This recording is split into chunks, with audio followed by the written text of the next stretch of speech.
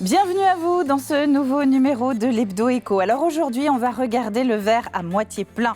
Nous allons revenir évidemment dans les prochaines semaines sur la crise que traverse par exemple le bâtiment, on ne peut pas l'occulter. Mais en cette mi-novembre, nous allons nous intéresser avec notre invité aux entreprises pour qui ça va plutôt bien en ce moment. Elles se développent, elles recrutent et elles poussent même les murs parfois.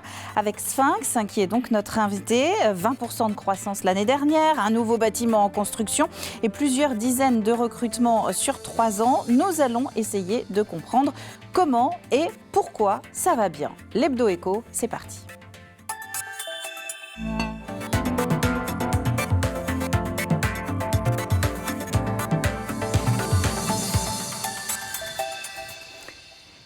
Et pour comprendre pourquoi ça va bien et comment ça va bien, on accueille Clément Gutiérrez. Bonjour Clément. Eh bien bonjour. Vous êtes fondateur et dirigeant de Happy Service, qui est une des marques étroits partenaires, on va dire, de Sphinx, donc qui est basée Sphinx à Montaigu, Vendée. Et on va échanger ensemble donc dans quelques instants sur ces bonnes nouvelles. En face de vous, Olivier Coutancé, notre chroniqueur de la semaine. Bonjour Olivier. Bonjour Caroline. Toujours responsable du développement chez Vendée Expansion depuis la dernière fois, ça n'a pas changé. Ok, eh bien on va commencer par les actus éco de la semaine avant de se lancer dans notre entretien ensuite avec Clément. Et nous allons commencer, regardez, le dernier tableau de bord de conjoncture de l'OSTV, un essentiel, vous le savez, de la conjoncture vendéenne que vous pouvez retrouver comme d'habitude sur le site de l'Observatoire économique, social et territorial de la Vendée. Alors de quoi parle-t-on ce mois-ci ? Eh bien parmi les faits marquants, la stabilité générale de l'emploi salarié dans les secteurs marchands, mais ceci grâce aux embauches dans l'industrie. Et oui, un nombre de salariés vendéens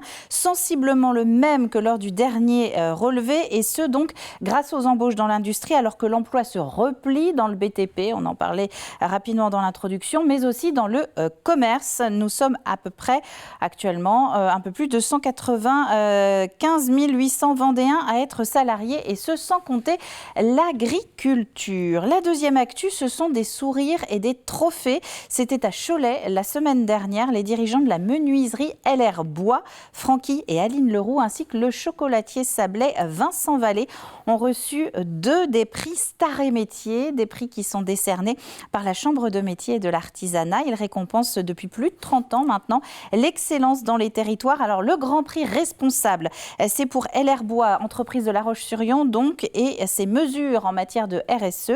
Le Grand Prix Entrepreneur pour Vincent Vallée, qu'on ne présente plus du côté des Sables d'Olonne, et ce pour son développement commercial. Et puisqu'on parle de la CMA, nous allons terminer avec quelques dates à retenir. La première, c'est le 30 novembre prochain. La Chambre de métiers et de l'artisanat organise de 14h30 à 22h Artisanite, des démonstrations et des conférences autour du numérique pour les chefs d'entreprise artisanales.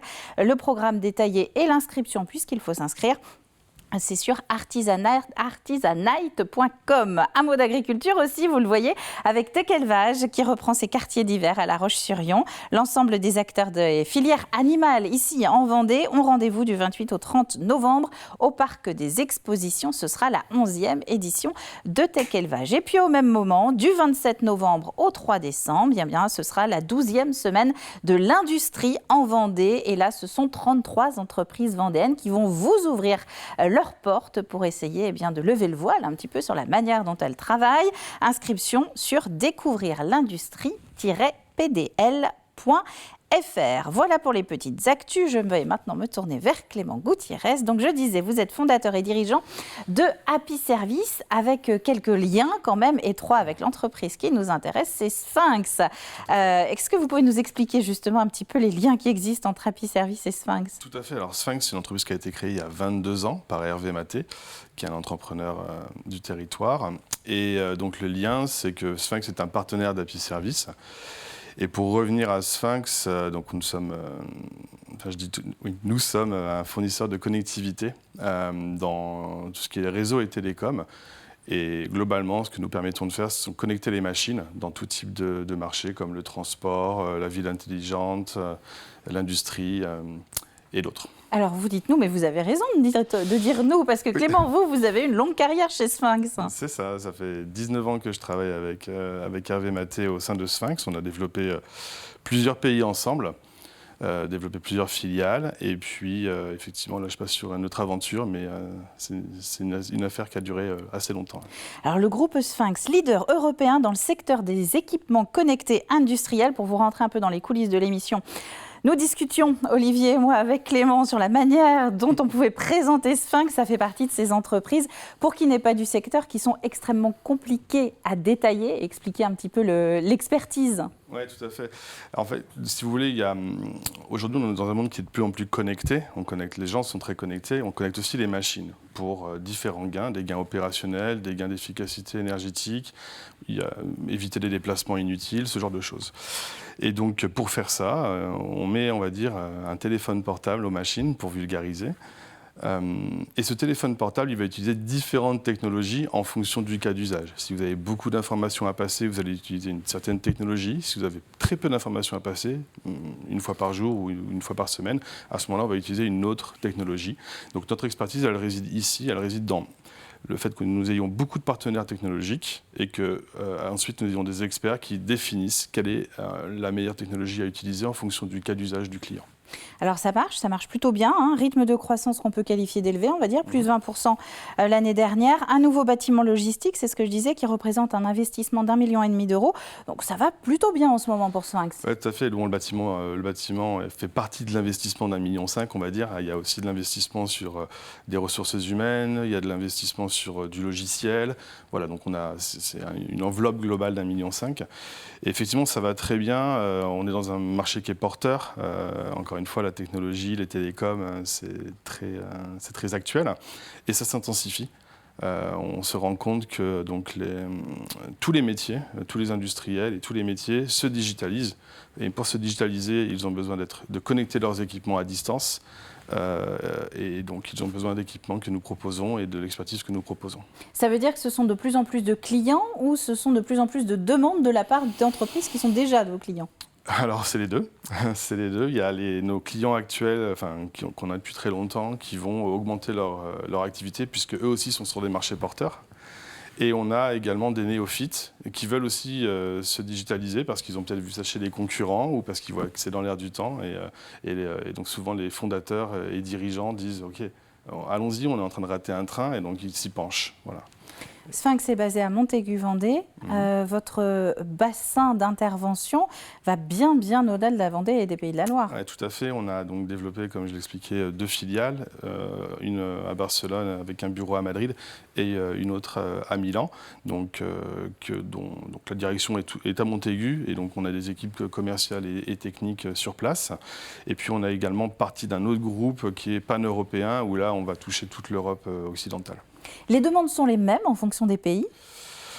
On va dire que la demande fonctionnelle, qui est de connecter une machine à travers une technologie, reste la même. Ensuite, il y a des marchés qui sont plus ou moins sur du haut de gamme. Voilà, on va avoir un effet de gamme qui va être un peu différent en fonction des pays par rapport au pouvoir d'achat et aux investissements qui vont être faits au niveau public. Et alors ce nouveau bâtiment, c'est le 3e sur le site de Sphinx, le 3e depuis 2001, je voyais. Pourquoi pousser les murs ? Est-ce que c'est pour se lancer dans de nouvelles aventures ou est-ce que c'est pour répondre à une demande déjà existante ? Alors, j'aurais tendance à dire les deux, pareil. On a de plus en plus de collaborateurs. Donc il faut bien fournir un environnement de travail agréable et donc pour ça on a besoin d'espace. Donc ça c'est la première chose. La deuxième chose c'est qu'on va développer de nouvelles activités autour des produits que nous proposons déjà. Donc on avait déjà la fourniture de produits, l'expertise avant-vente pour accompagner nos clients sur l'architecture. Et maintenant, on essaye d'avoir vraiment une réflexion à 360 autour de nos produits pour que les clients aient de moins en moins à développer une expertise. Donc vraiment pour leur fournir un service quasiment clé en main, cybersécurisé, et qu'ils puissent se concentrer eux sur leur cœur de métier. Pour vous rendre indispensable en fait. On n'utilise que des standards. Donc nos clients, on ne veut pas garder nos clients parce qu'ils y sont obligés et par une contrainte contractuelle, on veut les garder parce qu'ils sont contents du service. Donc on n'a aucun intérêt à mettre un protocole propriétaire. Et alors pour mener à bien toutes ces missions, il faut recruter une trentaine de personnes sur 3 ans. C'est facile de recruter dans votre secteur ? Ouais, je pense que c'est le plus gros challenge qu'on ait à gérer aujourd'hui. Ouais. Surtout que c'est des profils qui sont quand même assez spécifiques. Donc aujourd'hui, on prend le pari des jeunes, de l'alternance. On a des accords avec les écoles à La Roche, notamment, qui ont une filière qui nous intéresse. Donc on essaye de prendre des alternants là-bas pour créer les collaborateurs de Sphinx de demain. Et puis on ouvre le champ, on essaye d'être créatif sur les conditions d'emploi que l'on propose. Olivier, avant de prendre un peu de recul sur le sujet, est-ce que le cas Sphinx suscite chez vous des questions ? Suscite des questions, suscite des remarques. Moi, ce que je trouve intéressant, c'est Barcelone, Milan, Montaigu. Intéressant. On nous a expliqué pendant très longtemps, et un discours a voulu nous le faire croire, que l'implantation des entreprises spécialisées dans le numérique, dans le digital, dans le cyber, dans l'intelligence artificielle, était réservée aux mégalopoles. Et voilà, alors vous démontrez de façon extraordinaire, je trouve, le contraire. Ça, c'est intéressant. Et c'est aussi lié, quand même, il faut pas l'oublier, c'est aussi lié à des investissements majeurs en infrastructure, qui ont été faits aussi par les collectivités, dans du réseau à haut débit, dans de la connectivité intense. Et tout ça, effectivement, je trouve que c'est un bon partenariat entre des investissements publics majeurs qui ont été faits et des entreprises qui ont su prendre des initiatives, qui ont su prendre des risques dans ce domaine. Donc, je trouve que c'est tout à fait intéressant. Moi, c'est ce que j'appelle le compromis tablette jambon-mojette. Et ça, c'est très bon, ça.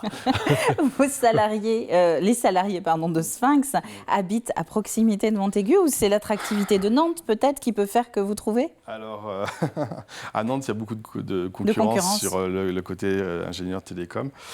Donc oui, on a des collaborateurs qui viennent de loin souvent, qui viennent à Montaigu, qui se forment, qui éventuellement repartent sur des missions à Lyon, à Paris ou qui restent. Comme moi, moi je suis arrivé comme ça et je suis resté très longtemps. Donc voilà, on a différents profils. On s'adapte vraiment au projet de vie aussi personnel de nos collaborateurs. Il y a une qualité de vie à vendre, voilà, qui est intéressante et sur laquelle, là, effectivement, il me semble qu'en termes d'attractivité, nos territoires ont un atout, une carte à jouer intéressante. Est-ce qu'il y a d'autres secteurs alors qui se portent bien de la même manière que Sphinx ? Alors, je dirais, c'est vraiment une question d'actualité. Vous l'avez laissé entendre dans votre propos introductif. Quelques nuages s'amoncellent quand même au-dessus de nos têtes en matière de développement économique. On va pas les développer, mais effectivement, la conjoncture est un peu inquiétante. Alors, le numérique, effectivement, est un secteur qui est un peu une locomotive. Voilà. Moi, d'abord, il faut rappeler que les fondamentaux de l'économie vendéenne reste bon. Ça, quand même, c'est important, malgré, effectivement, au niveau national et mondial, des nuages qui s'amoncellent. C'est important. Donc, un taux de chômage qui reste extrêmement faible. On est autour de 5%. Le paradoxe, c'est que ça peut nous créer, d'ailleurs, des difficultés. On parlait du recrutement et des tensions sur le marché de l'emploi. Un autre aspect, vraiment, là, qui est assez singulier à la Vendée, c'est l'extraordinaire diversité de l'économie vendéenne. Donc ça, c'est important. Et qui dit diversité dit mutualisation des risques. Donc ça, c'est intéressant. Et puis, effectivement, il y a des secteurs, qui tirent la machine. On connaît. Alors, pour prendre quelques exemples, on ne va pas tous les citer, mais votre tableau de conjoncture le disait aussi tout à l'heure. L'industrie, et c'est intéressant, l'industrie reste un socle très solide.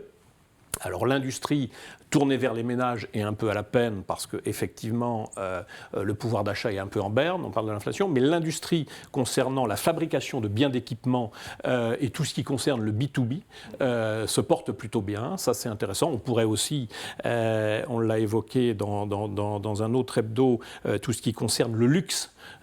Qui compte en Vendée quand même à travers la confection, à travers la maroquinerie et quelque chose aussi qui se porte bien, ça c'est important.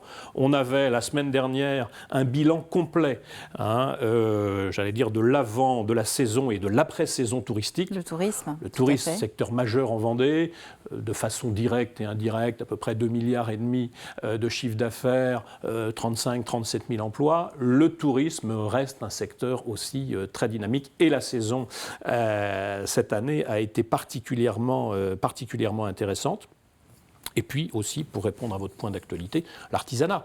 L'artisanat, c'est intéressant. Alors l'artisanat est très divers aussi dans nos secteurs, mais il garde cette capacité à mailler le territoire et à, à constituer un point d'ancrage du développement économique dans nos territoires. Eh bien, merci Olivier. Autant de points que nous allons pouvoir aborder au cours de la suite de la saison de l'Hebdo Éco. Quant à nous, eh bien, c'est déjà la fin de l'émission. On va se retrouver la semaine prochaine avec un numéro assez particulier. Je vais vous emmener à Paris. On croisera peut-être Olivier, d'ailleurs, vous verrez ça.